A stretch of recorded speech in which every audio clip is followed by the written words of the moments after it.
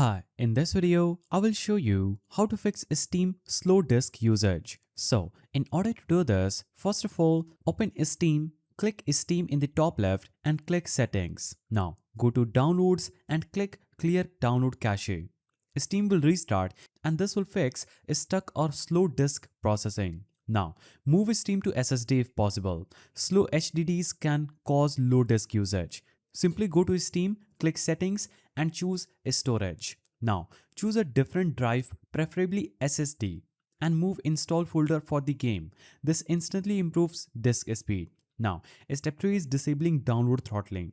Go to Steam, choose Settings, choose Downloads and make sure Limit Bandwidth is off. Also, uncheck throttle downloads while streaming.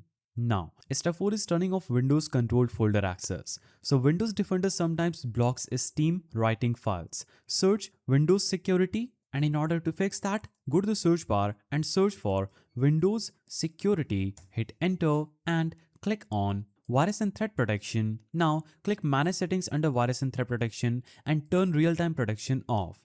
After you do this, you can run Steam as administrator. Right-click Steam and choose Run as Administrator. This prevents permission issues that slows down disk writes. Now, you can press Ctrl Shift Escape to open Task Manager, choose Processes, right-click and end tasks using high disk, like Windows Search, Antivirus Scan or Indexing.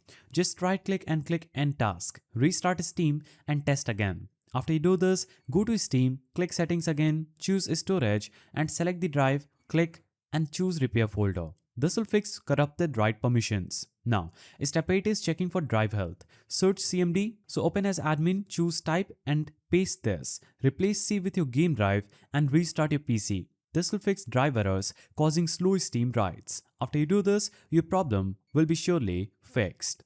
If you found this guide helpful, please don't forget to give it a thumbs up and thanks for watching.